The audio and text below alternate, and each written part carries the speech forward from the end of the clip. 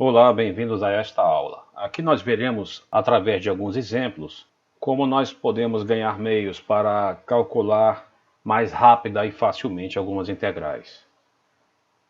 Vamos começar com um exemplo tirado do livro do Guido Risi sobre cinemática.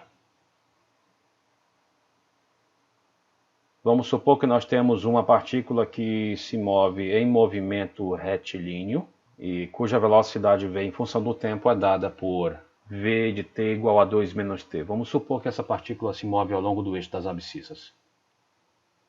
Mas vamos considerar o movimento dessa partícula entre os instantes 1 e 3. Entre esses instantes eu pediria duas coisas: o deslocamento e o espaço percorrido. Eu vou expor aqui exatamente as mesmas ideias expostas no livro do Guido Risi sobre este assunto específico, só que de uma maneira um pouco diferente. Mas as ideias, eu repito, são precisamente as mesmas. Este movimento retilíneo é uniformemente variado porque essa velocidade, em função do tempo, se insere neste contexto de uma função afim da variável t, tempo.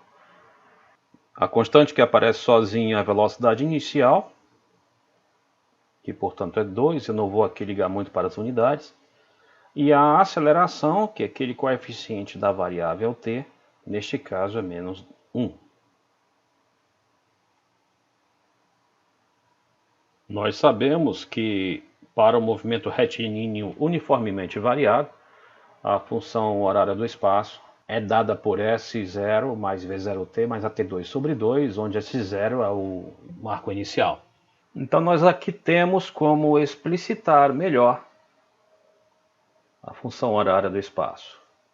S0, que nós não sabemos quem é, mas a velocidade inicial, que é 2, vezes a variável,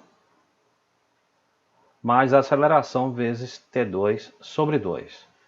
Ou seja, menos T2 sobre 2, uma vez que a aceleração é menos 1. Então essa é a função horária do espaço para este caso específico. O deslocamento entre esses instantes é definido simplesmente como a diferença entre os marcos no tempo final e no tempo inicial. No tempo final nós temos S0 mais 2 vezes 3 menos 3 quadrados sobre 2. E no tempo inicial, no instante inicial, nós teremos S0 mais 2 menos 1 meio. Portanto, o deslocamento, que é a diferença entre o S de 3 e o S de 1, será S0 mais 6 menos 9 meios menos S0 mais 2 menos 1 meio. O que isso nos fornecerá? 6 menos 9 meios menos 2 mais 1 meio, que será 0. Então o deslocamento entre esses instantes foi nulo. Vamos ver o que significa isso que nós encontramos. Essa é a equação que nos fornece a velocidade do objeto e esta é a equação que nos fornece a posição desse objeto. Vamos ver o que está acontecendo aqui fisicamente. Vamos analisar o gráfico do espaço em função do tempo. O gráfico, portanto, correspondente a esta equação aqui. Isso aqui é um polinômio do segundo grau, o que, como nós sabemos, nos fornece uma parábola.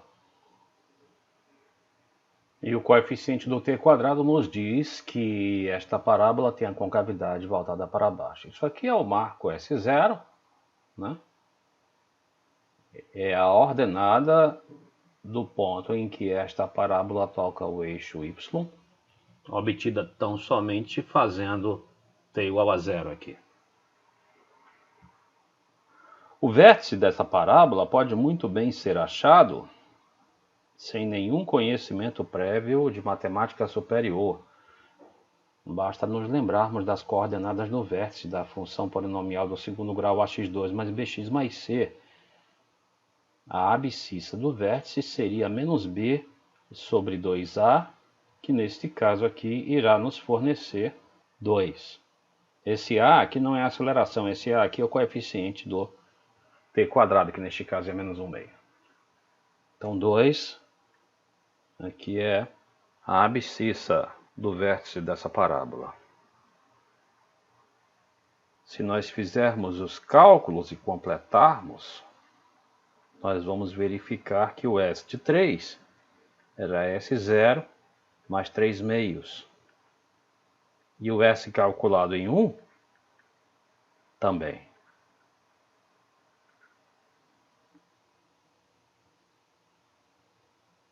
Então, seja quem for o S0, nós teremos que o S de 3 e o S de 1 serão iguais, estarão ambos na mesma altura. Que altura é essa? Eu repito, S0 mais 3 meios. Por isso, em particular, a diferença entre esses dois valores é nula.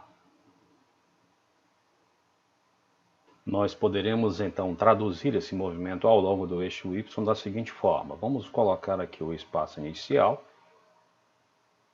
que era um marco correspondente ao instante t igual a 0, o início do movimento. No instante t igual a 1, foi registrado aqui, como nós vimos, o marco S0 mais 3 meios.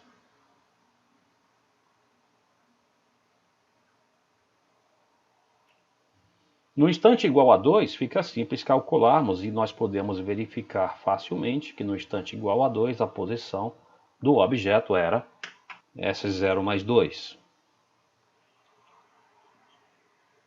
No instante igual a 3, a posição do objeto voltou a ser S0 mais 3 meios. Então, vamos colocar isso aqui. Então, a priori, o que deve estar acontecendo? O movimento muito provavelmente foi algo desta forma.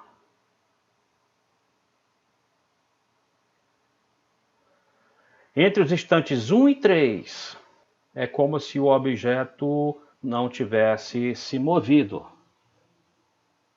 No instante 1 ele passava por aqui e no instante 3 ele chegou aqui de novo. Uma vez que o deslocamento é tão somente a variação entre as situações final e inicial, a variação aqui nesse intervalo de tempo foi nula. Outra coisa que pode ser dita sobre isso aqui é que neste momento, muito provavelmente a velocidade sofre uma alteração importante. E isso é verdade, porque, vejam, a velocidade tinha esta equação.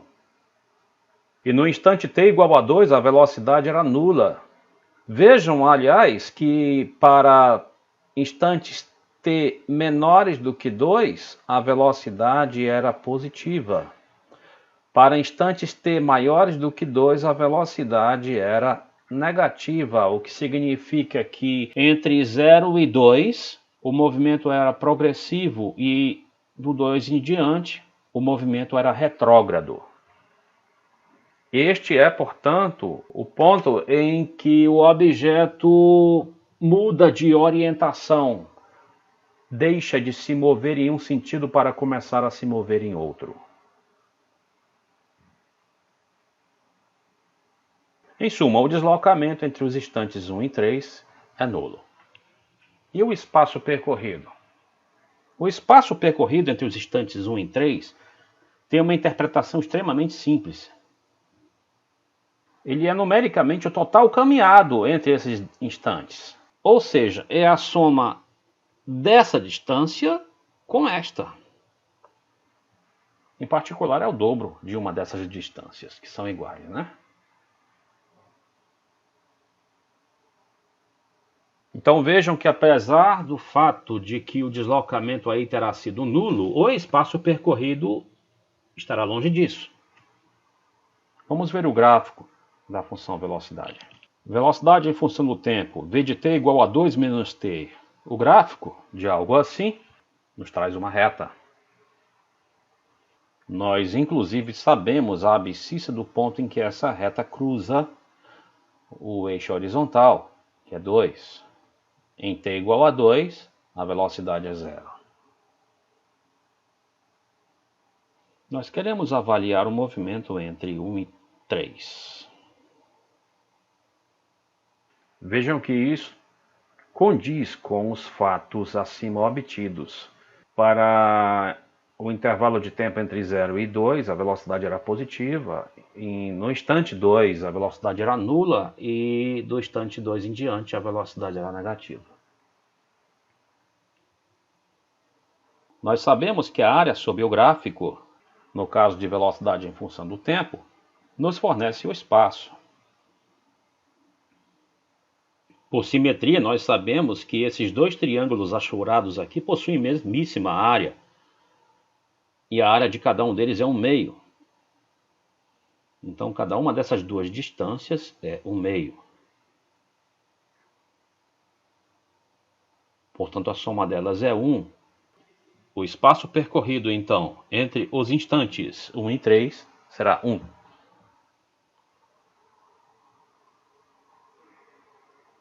Nós já sabemos que o cálculo integral efetuado nesta região nos dará negativo simplesmente porque as alturas desses pequenos retângulos estarão sendo contabilizadas para o lado negativo.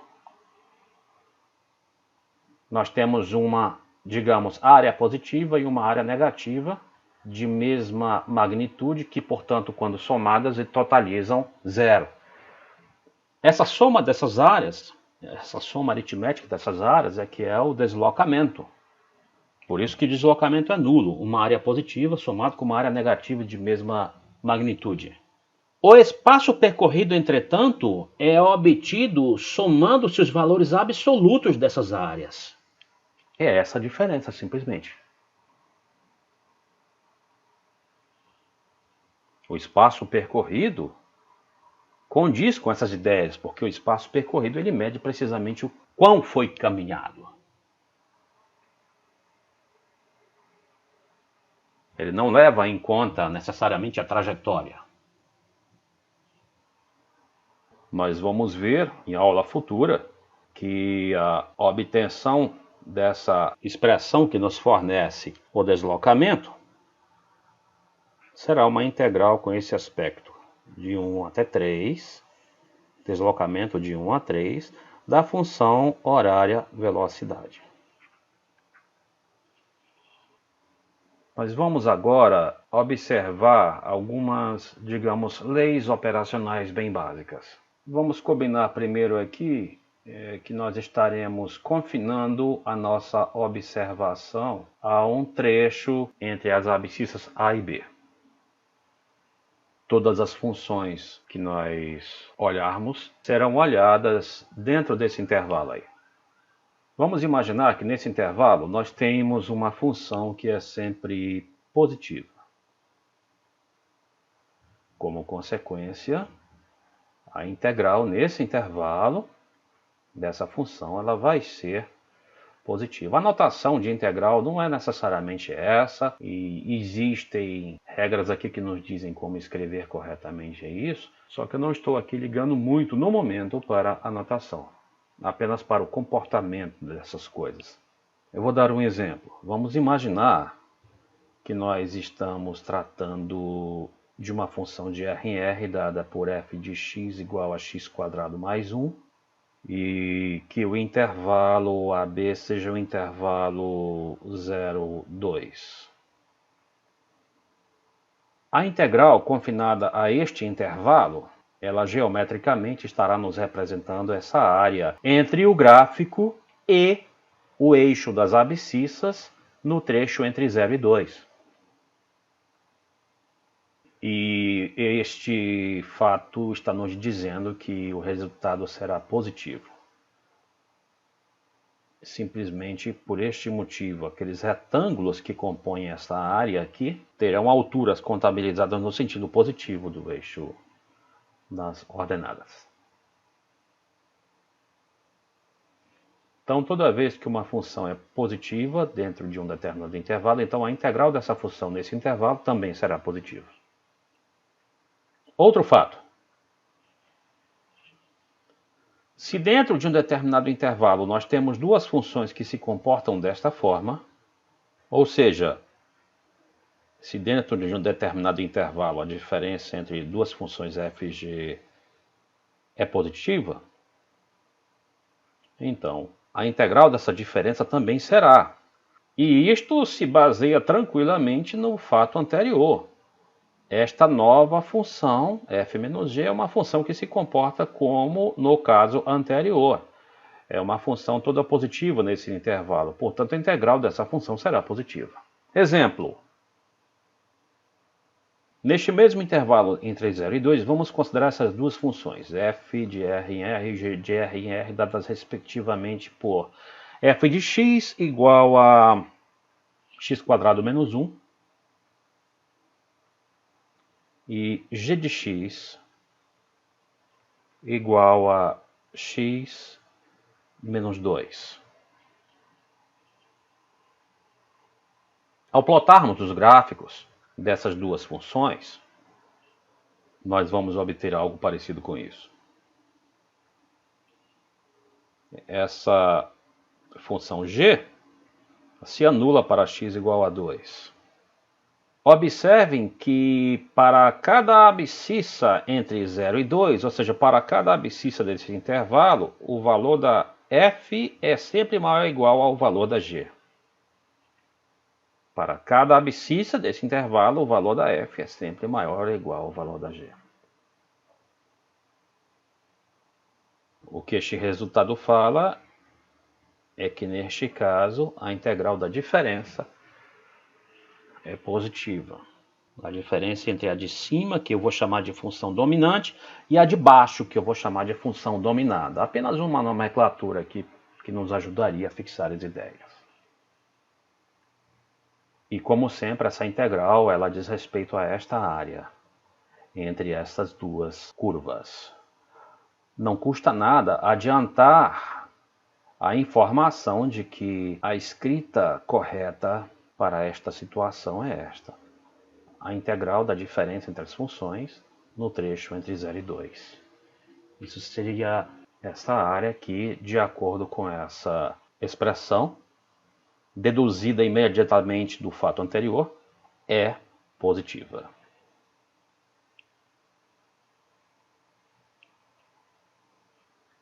Um terceiro fato importante é o seguinte: se nós temos uma função que em um determinado intervalo ela é negativa, então a integral dessa função neste intervalo será negativa.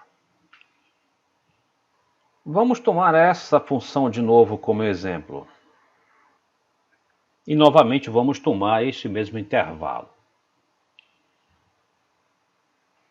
Neste intervalo, neste trecho de 0 a 2, para cada abscissa nesse trecho, a função nessa abscissa é negativa, obedecendo, portanto, a esta hipótese. Por que é que isto acontece? Por um motivo bem simples, vejam. O fato de ser g negativa implica que para cada x, menos g de x será positiva, evidentemente.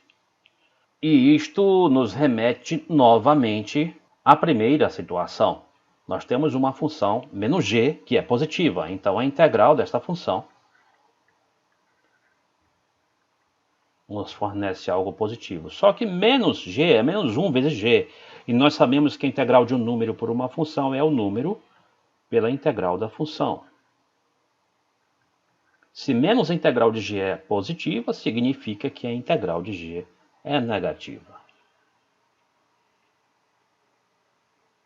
Em particular, é por isto que esta área aqui aritmeticamente vai resultar negativa.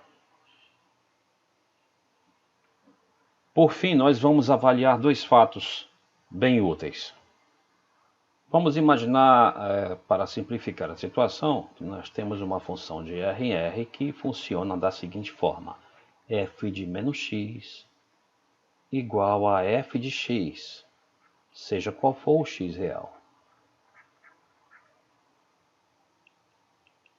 Esta é a definição de função par. Um exemplo de uma função par: f de R em R dada por f de x igual a x² mais 1. Uma das funções com as quais nós trabalhamos acima.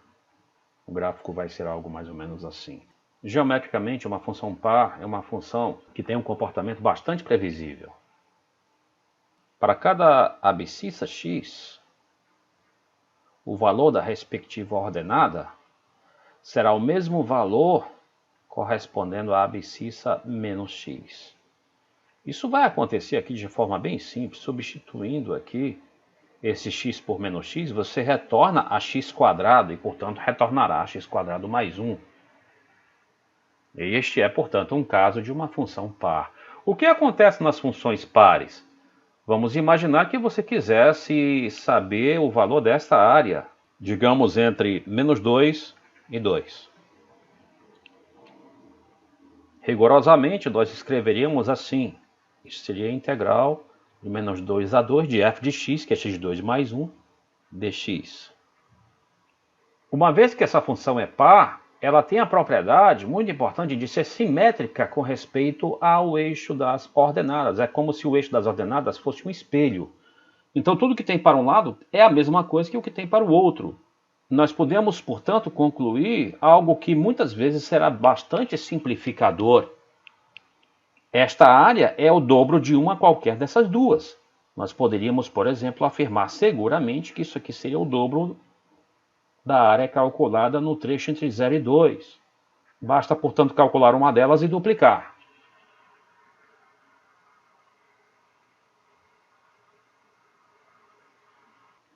E, finalmente, nós temos um caso que nos diz quando a função é ímpar.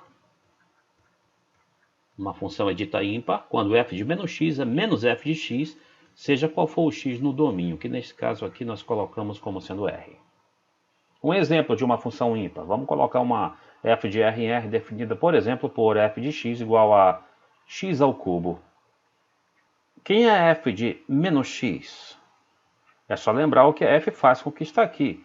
Pega o que está aqui e eleva ao cubo. Então isso será menos x ao cubo, que nós saberemos que vai ficar menos x3. E isso, quem é? Isso é precisamente menos f de x. Comparando isto com isto, nós obtemos de fato aquilo que está sendo dito na definição de função ímpar.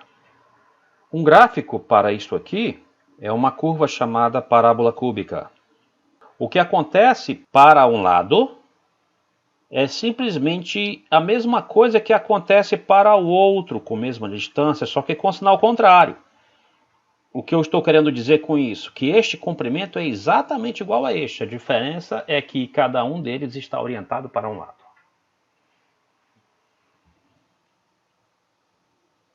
Por simetria, esta área aqui é precisamente igual a essa. E nós vamos reparar, por aquelas considerações que havíamos feito no início desta aula, que o somatório total aqui vai dar zero, né? Nós temos uma área negativa somada com uma área positiva, ambas de mesma magnitude. Por exemplo, imaginemos que nós tenhamos aqui a intenção de calcular essa integral de menos 3 a 3 desta função. Nós podemos seguramente afirmar, uma vez tendo verificado que isto acontece para todo x, que essa integral será nula. No intervalo simétrico em torno do zero, a integral de uma função ímpar é zero.